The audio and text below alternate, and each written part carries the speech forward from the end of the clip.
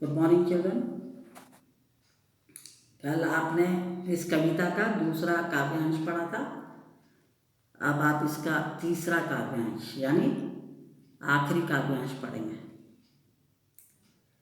प्रसिद्ध संत कवि कबीर ने इन पंक्तियों के माध्यम से धर्म और सामाजिक रीति रिवाजों के क्षेत्र में जितने भी मौजूद हैं पाखंड और बाहरी आडंबर, उन पर तीखा प्रहार किया है। तीनों ही काव्यांशों में लगभग एक ही बात है। तो कवि कहते हैं, टोपी पहरे माला पहरे छाप तिलक अनुमाना, साखी शब्द ही गावत भूले आत्म खबरी ना जाना। कवि कहते हैं कि कुछ लोग टोपी पहनते हैं, माला पहनते हैं, तिलक लगाते हैं और शरीर पर अनेक तरह के छाप बनाते हैं।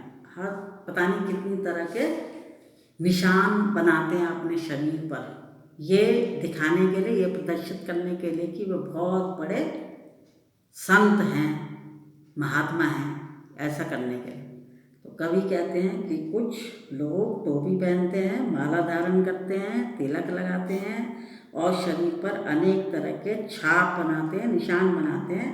ये सब अपने ज्ञानी होने का दिखावा करने के लिए करते हैं, जबकि वास्तव में ये सब पाखंडी हैं, अज्ञानी हैं।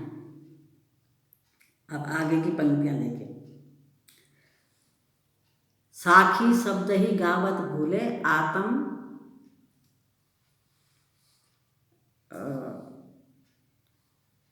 खबरी ना जाना। तो इसमें क्या है कि आत्म का अर्थ होता है स्वयं, और जो साखी है, शब्द है, ये संत कबीर की हैं साखी और शब्द। अर्थात इनके कहने का मतलब क्या है कि गुरु के जो सद्वचन होते हैं, अच्छे वचन होते हैं, उनको भूल गए हैं। मतलब ये लोग, ये जो बाहरी आडंबरों में रहते हैं। तो कवि कहते हैं कि धार्मिक बाहरी आडंबरों को अत्यधिक महत्व देने वाले ये संत, ये जितने भी संत बने हुए हैं पाखंडी, ये साखी या शब्द अर्थात गुरु के सद्वचनों को भूल चुके हैं। इन्हें ना तो स्वयं का ज्ञान है और ना ही इन्हें परमात्मा का ज्ञान है। यह आपकी दूसरी वाली पंक्ति का अर्थ है कि कवि कहते हैं कि धार्मिक बाहरी जो आडंबर हैं, उनको जो महत्व देने वाले जितने भी संत हैं, वे सब संत साखी या शब्द अर्थात गुरु के सद्वचनों को, गुरु के अच्छे वचनों को भूल चुके हैं। इन्हें ना तो अपना स्वयं का ज्ञान है ना, आत्म खबरी ना जाना, ना तो इन्हें स्वयं का ज्ञान है और ना ही इन्हें परमात्मा का ज्ञान है। अगली पंक्तियां देखिए। घर घर मंतर देत फिरत हैं महिमा के अभिमाना, गुरु के सहित सिख सब बूढ़े अंतकाल पछताना। नहीं, अगली पंक्तियां आपकी है। हिंदू कहे मोहि राम प्यारा, हिंदू कहे मोहि राम प्यारा, तुर्क कहे रहीमाना, आपस में दो लरी लरी मुए मर्म न काहू जाना। अब इसमें क्या है कि हिंदू जो है वो राम को अपना प्रिय मानते हैं। हिंदू कहे मोहि राम प्यारा, हिंदू कहते हैं कि मुझे राम प्यारा है, और जो मुसलमान होते हैं वे रहीम को प्यारा मानते हैं। राम और रहीम के नाम पर दोनों समुदाय, दोनों पक्ष के जो लोग हैं, दोनों धर्म के जो लोग हैं, वे अपने अपने ईश्वर को श्रेष्ठ बताते हैं कि हमारा ईश्वर श्रेष्ठ है। हिंदू जो है वे राम को प्रिय समझते हैं, और जो मुसलमान है वह रहीम को मानते हैं, और दोनों समुदाय अपने अपने ईश्वर को श्रेष्ठ बताते हैं। और उस परब्रह्म को जाने बिना, दोनों ही अपने अल्लाह और ईश्वर को जाने बिना दोनों समुदाय के अज्ञानी लोग क्या करते हैं, आपस में दो लरी लरी मुए मर्म न काहू जाना। ये दोनों समुदाय के लोग आपस में लड़ कर मर जाते हैं, लेकिन वे अपने ईश्वर या अल्लाह को नहीं समझ पाते, उसके मर्म को नहीं जान पाते। अब अगली पंक्तियाँ देखिए। घर घर मंतर देत फिरत हैं, महिमा के अभिमाना, गुरु के सहित सिख सब बूढ़े, अंतकाल पछिताना। इसमें बूढ़े का अर्थ है डूबे हुए। ऐसे पाखंडी लोग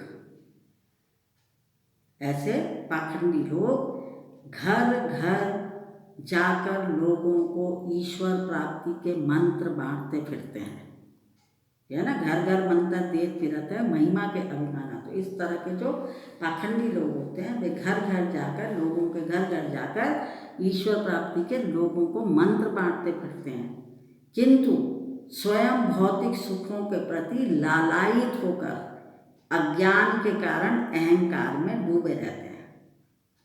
तो कबीर कहते हैं कि ऐसे अभिमानी गुरु अपने अज्ञानी शिष्यों के साथ भव सागर में डूब जाएंगे। क्योंकि अंत समय में कहते हैं ना, जब मनुष्य का अंत होता है कि भव सागर को पार करके जाना है भाई, तो ऐसे लोगों का क्या अंत होगा।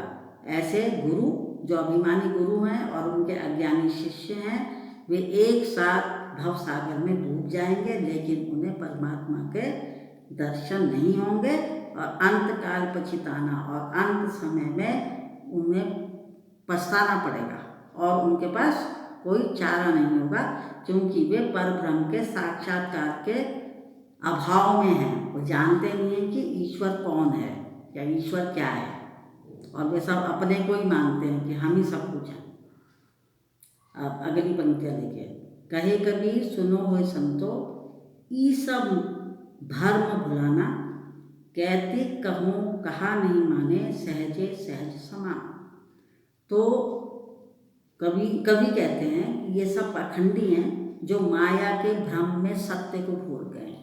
माया का ऐसा जाल बिछा हुआ है इनके कि वे उस भ्रम में रहते हैं और सत्य को भूल गए, और इन्हें कहती कहूँ कहा नहीं माने, और इनको समझाने का कोई फायदा नहीं है, कोई लाभ नहीं है इनको समझाने का, क्योंकि सत्य तो यही है कि परमात्मा या ईश्वर, ये पंक्ति देखिए, सहजे सहज समाना, कि परमात्मा या ईश्वर सहज साधना से ही मिल सकता है, सहज स्वाभाविक प्रेम से ही उसमें लीन हुआ जा सकता है। आप आराम से मतलब शांति से पूजा करिए, उसके लिए दिखावा प्रदर्शन करने की आवश्यकता नहीं है। सहज स्वाभाविक प्रेम से ही ईश्वर में लीन हुआ जा सकता है और तभी उसका साक्षात्कार करना संभव है। साक्षात्कार मतलब आमना सामना तभी हो पाएगा ईश्वर से जब उसकी पूजा सहज साधना से की जाए, मतलब आसान तरीके से पूजा की जाए तो ईश्वर की प्राप्ति की जा सकती है। उसके लिए प्रदर्शन की आवश्यकता नहीं है।